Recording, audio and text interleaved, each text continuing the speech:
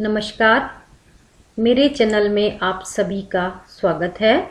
मैं डॉक्टर अंजू ओझा आज आपको राजस्थान के भौगोलिक प्रदेश के भाग तृतीय के बारे में बताने जा रही हूँ।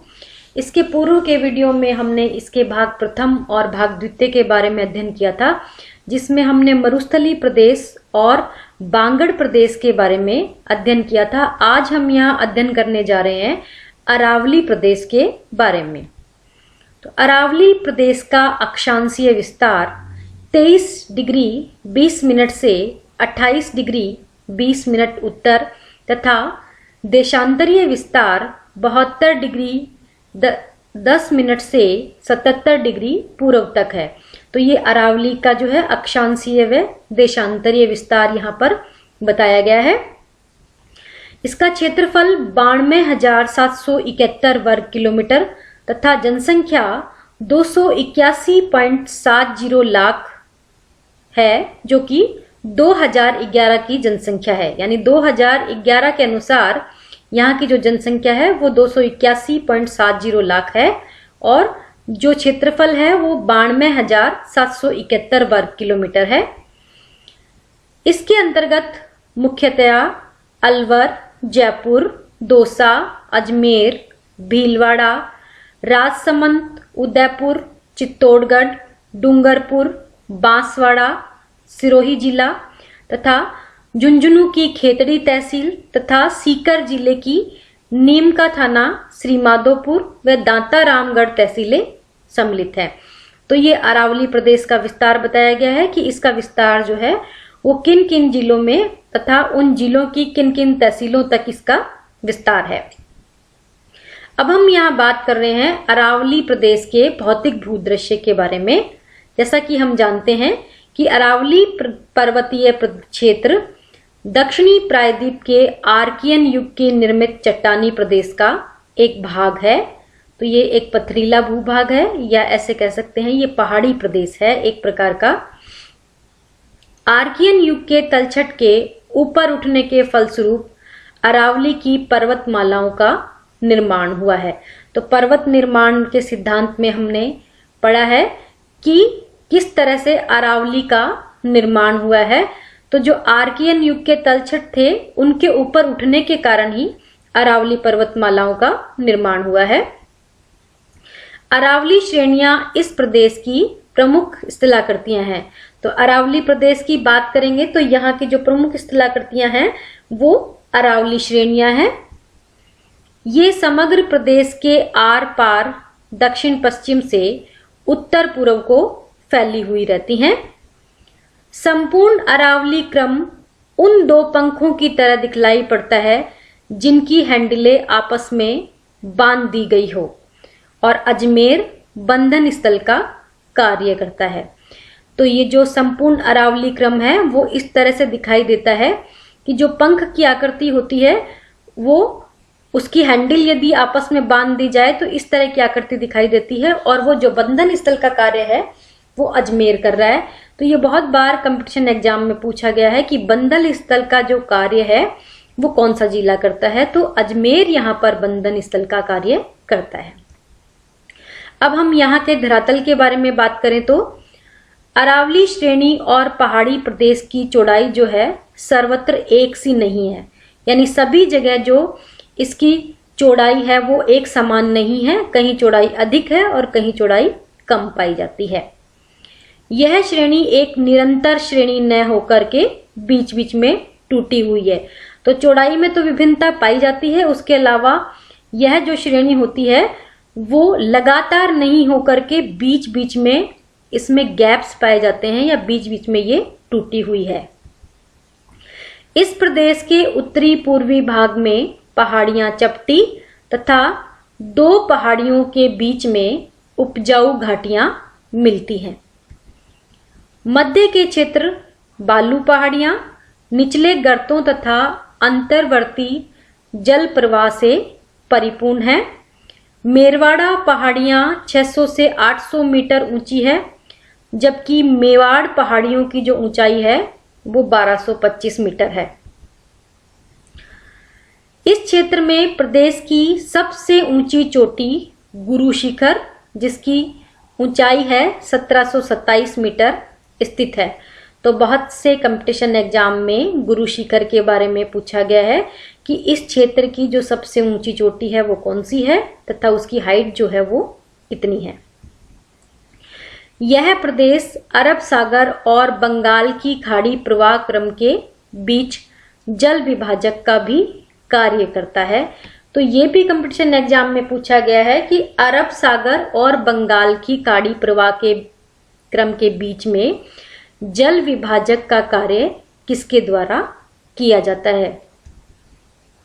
बनास चंबल की मुख्य सहायक नदी है जो अरावली के पूर्वी पार्श्वों से निकल करके चंबल में मिलती है, जबकि पश्चिम की ओर इससे अनेक छोटी छोटी नदियां निकल करके लूनी नदी में गिरती है।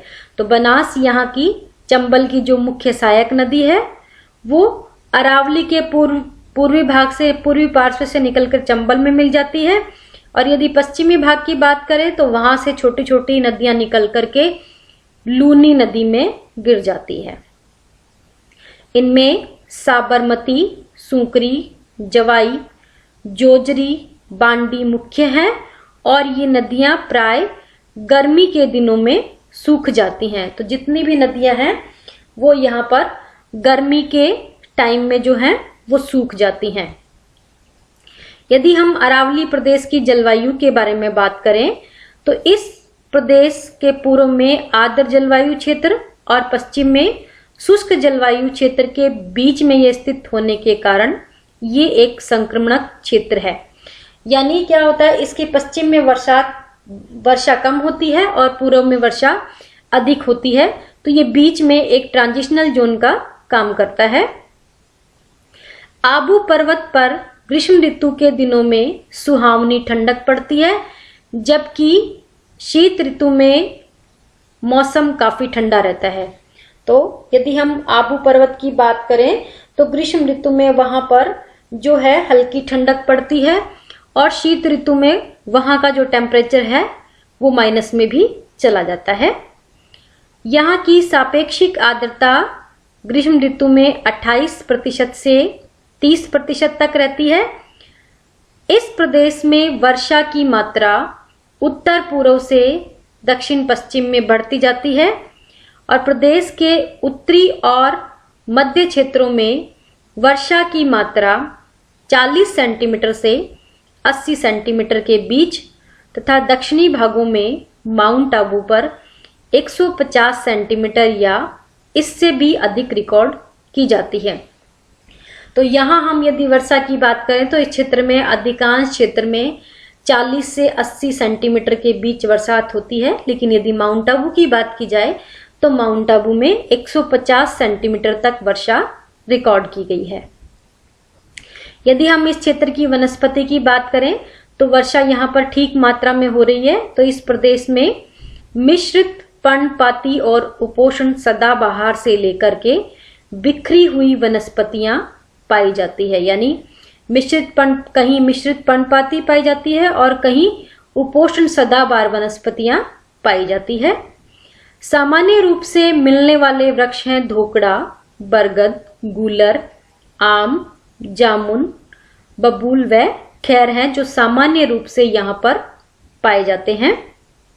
लेकिन आबू पर्वत के ढलानों पर तथा तल के आसपास पाए जाने वाले वृक्षों तथा झाड़ियों में बांस, आम, धाऊ, सिरिस, बेल, रोहिड़ा मुख्य है, और आबू के उच्च पर्वतीय क्षेत्रों में अंबरतरी पाई जाती है तथा राजस्थान में आबू वनस्पति की दृष्टि से सर्वाधिक संपन्न है।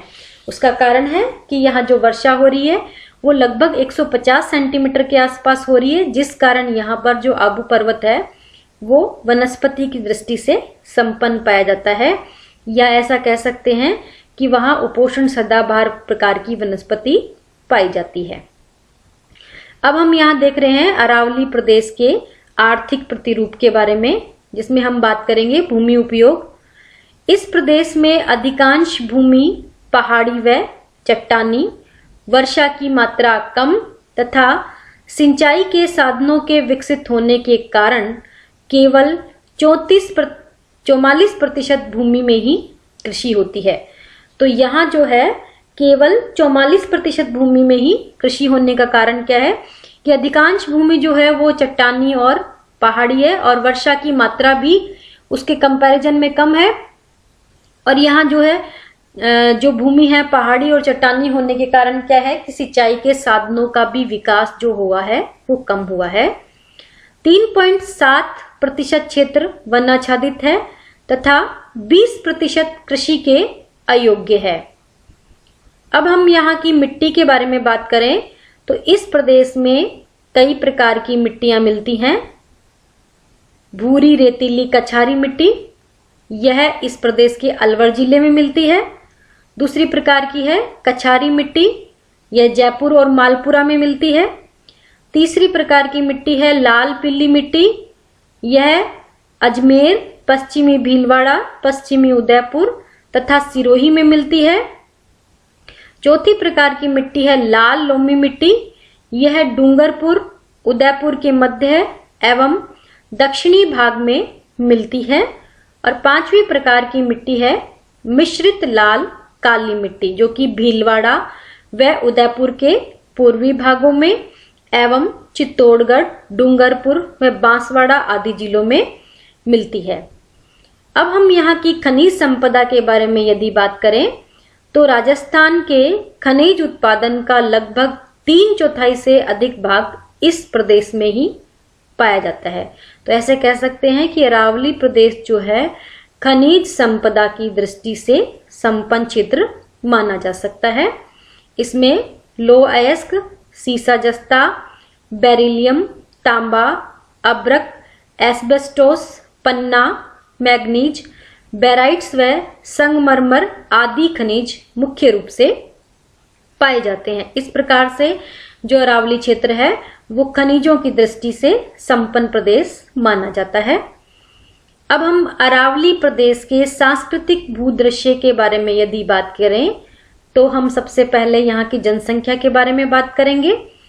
तो इस प्रदेश की जनसंख्या का घनत्व राज्य के घनत्व से अधिक है, परंतु इस प्रदेश की यह विशेषता है कि जनसंख्या का एकत्रीकरण कुछ विशेष स्थलों पर ही हुआ है। तो यहाँ की जनसंख्या का जो घनत्व है राजस्थान के घनत्व से अधिक है, परंतु जो जनसंख्या का एकत्रीकरण हुआ है या जो घनत्व कहीं अधिक है वो कुछ विशेष स्थानों पर ही पाया जाता है। उत्तरी अरावली क्षेत्र में जनसंख्या का घनत्व अधिक है। मध्य अरावली क्षेत्र में जयपुर, अजमेर के समीपवर्ती भागों में जनसंख्या का घनत्व अधिक है, जबकि दक्षिणी अरावली क्षेत्र के पहाड़ी भागों में जनसंख्या विरल है, परंतु यहाँ पर भी जनसंख्या का जमाव जो है वो डूंगरपुर और बांसवाड़ा में अधिक मिलता है। इस तरह से हम कह सकते हैं कि इस क्षेत्र में जो जनसंख्या का जमाव है वो विभिन्न प्रकार का पाया जाता है, अर्थात कहीं पर कम और कहीं पर अधिक पाया जाता है। अब हम बात कर रहे हैं अरावली क्षेत्र के कृषि के बारे में। सिंचाई की सुविधाएं पर्याप्त नहीं होने के कारण यहाँ पर जो कृषि कार्य है वो सीमित है। बांसवाड़ा के पूर्वी भाग में आर्द्र खेती तथा डूंगरपुर तथा बांसवाड़ा में वालरा कृषि की जाती है, जो कि आदिवासी लोगों द्वारा की जाने वाली कृषि है, जिसको स्थानांतरित कृषि के नाम से भी जाना जाता है। इस प्रकार की कृषि में जो कृषक होते हैं वो एक स्थान के जंगल को साफ करके जला देते हैं और उस स्थान पर कृषि करते हैं। वहां वो 2-3 साल तक कृषि करेंगे, उसके पश्चात दूसरी भूमि में या वहां से कहीं और इस क्रिया को पुनः दोहराने के लिए चले जाते हैं। इस तरह से आजकल जो है वो वालरा कृषि या स्थानांतरित कृषि पर सरकार ने प्रतिबंध लगा दिया है, क्योंकि इसके द्वारा काफी मात्रा में हमें जो वनस्पति होती है उसका नुकसान होता है। इस प्रदेश में विभिन्न फसलें जैसे गेहूं, जौ, बाजरा, ज्वार, मक्का, चावल, दालें, चना, गन्ना, मूंगफली, अलसी, अरंडी, तिल, सरसों व राई, तंबाकू तथा कपास आदि उत्पन्न की जाती है। अब हम बात करेंगे अरावली प्रदेश में सिंचाई के बारे में। तो सिंचाई के प्राय सभी साधनों का उपयोग इस प्रदेश में किया जाता है। कुओं के द्वारा सिंचाई की सुविधाएं अलवर, उदयपुर, जयपुर तथा अजमेर में सुलभ कराई जाती है, क्योंकि जल स्तर यहाँ पर 6 मीटर से 12 मीटर के बीच रहता है तथा इस प्रदेश में तालाब जो हैं वो सिंचाई की दृष्टि से महत्वपूर्ण साधन है। तो यदि इस क्षेत्र की बात की जाए तो इस क्षेत्र में जो है तालाब जो हैं वो सिंचाई की दृष्टि से महत्वपूर्ण है। इसका कारण ये है कि भूमि जो है वो पथरीली होने के कारण यहाँ पर नहर बनाना संभव नहीं है, या जो खर्चा आएगा नहर बनाने का वो अधिक होगा। तालाबों से सिंचाई की सुविधा का लाभ सबसे अधिक भीलवाड़ा प्राप्त करता है। तो ये बहुत से कंपटीशन एग्जाम में पूछा गया है कि राजस्थान में ऐसा कौन सा जिला है जो सिंचाई की सुविधा का लाभ सबसे अधिक तालाबों द्वारा प्राप्त करता है, तो वो जिला है भीलवाड़ा। इस प्रदेश में घाटी योजनाओं से भी सिंचाई की सुविधाएं उपलब्ध हैं, जैसे माही बजाज सागर, मेजा बांध, जाखम परियोजना, औराई योजना तथा अडवान, भीलवाड़ा व शाहपुरा आदि। अब हम बात कर रहे हैं अरावली प्रदेश के उद्योग धंधे के बारे में। औद्योगिक दृष्टि से इस प्रदेश का उत्तरी भाग अधिक विकसित है, जिसमें शामिल होगा क्षेत्र अजमेर, जयपुर, अलवर। ये जो हैं वो यहाँ के दक्षिणी भाग की तुलना में यहाँ पर जो औद्योगिक विकास हुआ है वो अधिक हुआ है।